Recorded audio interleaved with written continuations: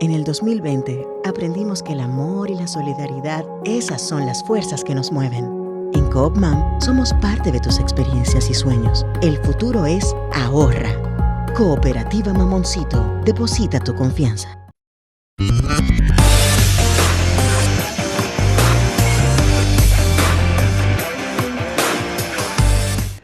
Desde la República Dominicana soy Ivonne Ferreras. Indiscutiblemente que para este día jueves la información, aunque yo quiero verla por partidas, quiero verla dos informaciones.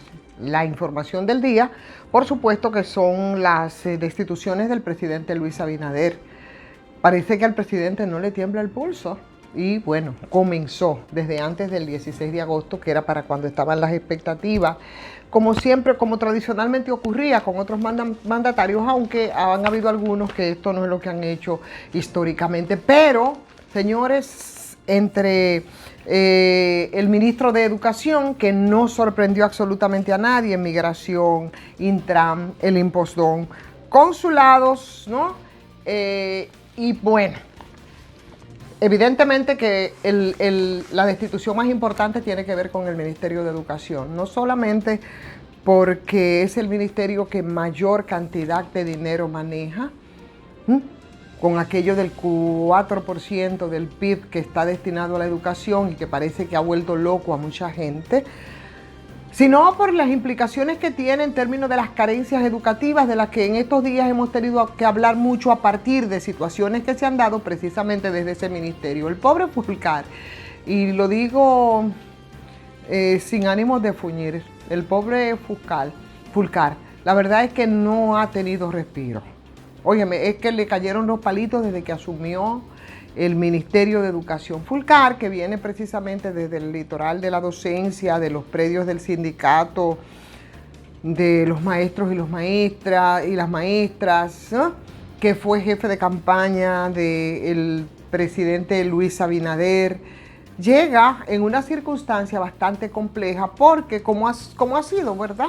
En toda esta gestión, pero hay instancias que han sido más complicadas y más complejas en tiempos de la pandemia y el Ministerio de Educación fue uno de esos. Eso al margen de todos los ruidos que arrastraba de entonces el Ministerio de Educación, porque aquí se armó una especie de francachela con aquello del 4% que volvió loco a muchos. No solamente a incumbentes pasados que de ahí salieron no diseñando estrategias importantes para invertir todo ese dinero y tratar de sacar a la población dominicana de esa deuda histórica que tiene que ver con el tema de la educación pendiente. En estos días, bueno, lo repetimos y lo repetimos y lo repetimos porque es algo que padecemos todos los días.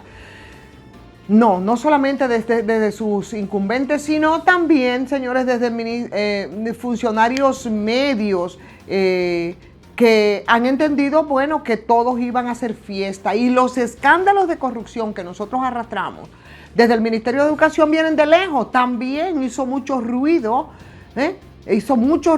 por supuesto, el inicio de la gestión de Fulcar. Pero nosotros veníamos con tantos escándalos que yo nunca entendí por qué fue que Fulcar, antes de empezar a desempeñarse ahí en el ministerio, señores, no hizo una auditoría, porque las denuncias que se hacían ahí, todo el mundo decía, bueno, cuando se toque el Ministerio de Educación, óyeme, la cantidad de personas que seguramente habrían sido apresadas no hubiese sido poca, pero no lo hizo. No lo hizo. Y ahí los escándalos y los ruidos que parece que no quiere el presidente Luis Abinader, o por lo que son sus pretensiones y lineamientos en términos de tratar de hacer una gestión lo mejor y más transparente posible, o por la pretendida repostulación, que no todavía oficial, a la que tiene todo el derecho del mundo, con la que nada tienen que ver los ruidos que han hecho muchos funcionarios. Y en el caso de educación, señores, ha hecho más ruido casi que todas las otras instancias. Ayer mismo hablábamos sobre las denuncias que se hacían, no solamente por el tema con los editores, con los privilegios, con el desayuno y el almuerzo escolar, con los recursos que maneja el INAVIE, con las contactaciones que se hicieron de gente que no tenían ni idea de que eran editores y coautores de libros como parte de unas pifias y una mafia que se hacían a través de instancias del Ministerio de Educación. Señores, fueron cerca de $20 millones que se contabilizó, que se manejó durante 8 años, desde cuando se empezó a aplicar el 4% del PIB para la educación. Pero eso tenía que estar claro. ¿Cómo fue que se despilfarró todo ese dinero? Yo no entendía Fulcar, porque todo el mundo creía que iba a ser una buena gestión, pero señores, yo creo que fue correcto que fuese destituido.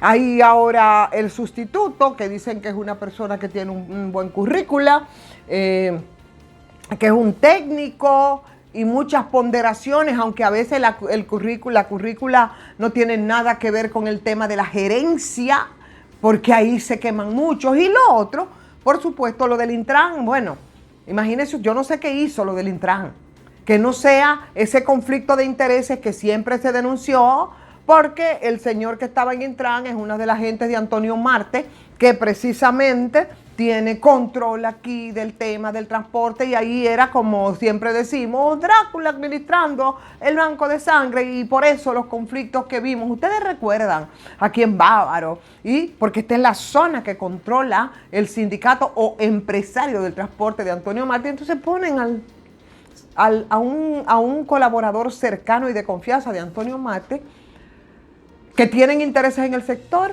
a dirigir el Intran.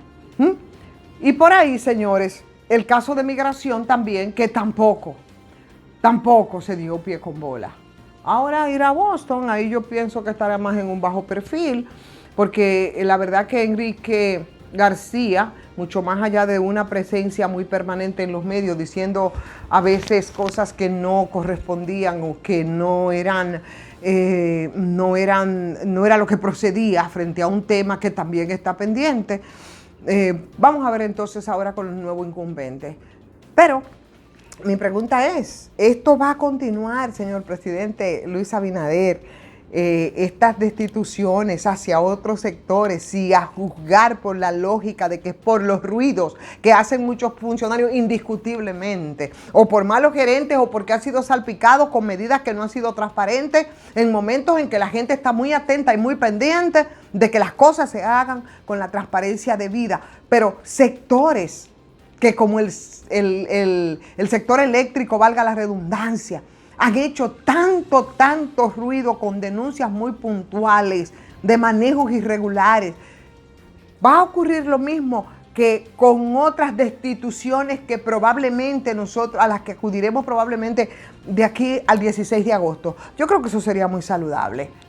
Eso sería muy saludable si así se hace. Me parece que sí, que se va a taraquear la mata en el sector eléctrico.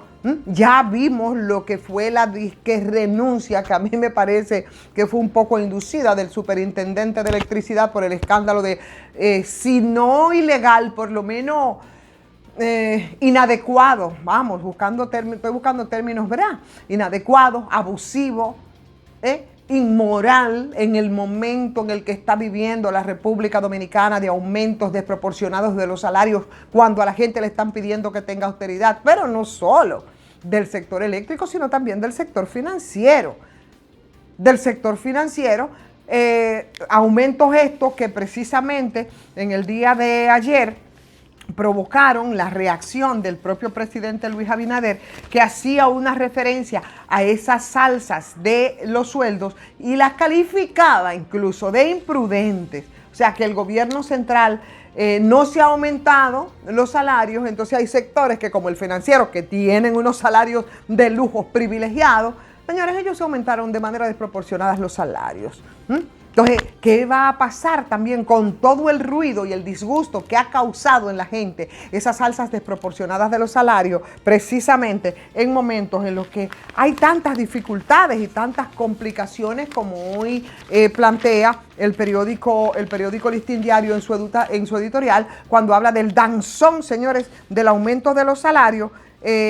y, por supuesto, tomando en cuenta y como punto de partida lo que ha tenido que enfrentar el gobierno desde marzo de 2020, cuando el país y el resto, claro está, de las naciones del mundo y de todos los continentes, vieron una situación de emergencia sanitaria que replegó a todos precisamente.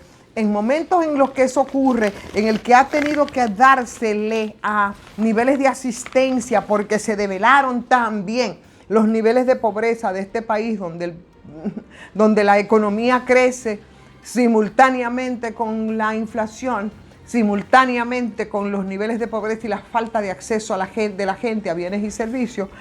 Mientras eso ocurre, tenemos entonces ese sector financiero muy bien pagado, que de manera injusta, ¿no?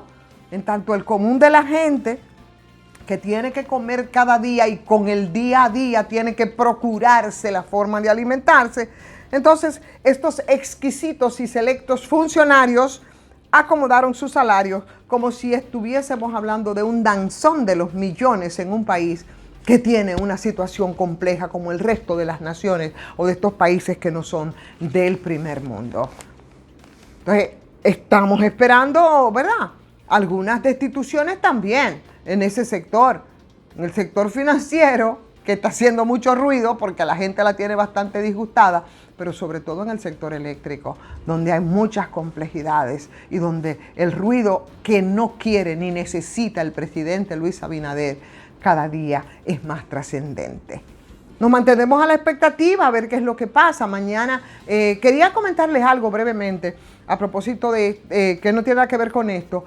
Señores, nosotros vimos en esta semana una información y a mí realmente me dejó muy pasmada el hecho de que eso pasara así nada más. Ustedes vieron el caso de la señora, evidentemente en un estado psicótico, que mató a su hija de 8 años y la otra muchachita de 5 se salvó porque la muchachita se escondió.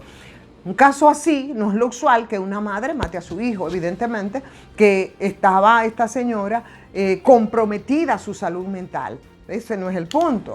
Ni voy a entrar ni siquiera para no hacer la revictimización en los detalles. El asunto es que cuando esta señora es sometida a la justicia, entonces esta señora la mandan a prisión. Pero si fuéramos un país de verdad, señores, si tuviéramos un equipo multidisciplinario que desde la justicia, frente a casos como este, actuara, esa señora no está en condiciones de ir a una cárcel ordinaria. No, porque esa señora es un peligro para ella y es un peligro para los demás internos. Una persona que hace lo que hizo esta señora, que ha consternado, lacerante, evidentemente que tiene temas serios de salud mental. Yo diría, sin ser experta, de manera atrevida, que estaba en un estado psicótico. Y lo digo como persona, como ser humano, como madre. Para usted cometer un acto como esto, usted tiene que estar definitivamente con su salud mental comprometida. Y eso lo saben los jueces y yo no entiendo entonces cuál es el protocolo, cómo se maneja esto, pero sobre todo, yo no sé si es que nos estamos insensibilizando, pero nadie ha llamado la atención sobre este caso y yo quiero hacerlo a través de esta transmisión. Y voy a seguir haciéndolo, porque la verdad es que si no, lo otro es que en algún momento nosotros podríamos estar acudiendo también a otro tipo de desgracia de una persona que, si bien ha cometido un acto criminal, producto evidentemente sin ser profesional de la salud mental, el nivel en que ha sido comprometida justamente eso, su salud mental. Vamos a agradecer como siempre a las farmacias GBC, farmacia GBC CAR, 20% en todas sus sucursales. Los domingos, si usted necesita, no hay problema. En cualquier sucursal, pues usted puede acudir porque están abiertas en todas las sucursales. Gracias a Satina Sin Mar y siempre tengo que agradecer a todos ustedes que nos siguen, que nos comentan. Compartan, por favor, para que crezcamos y denle like, eso sí. Los que no se han suscrito, háganlo y háganlo también a patreon.com. Soy Ivonne Ferreras.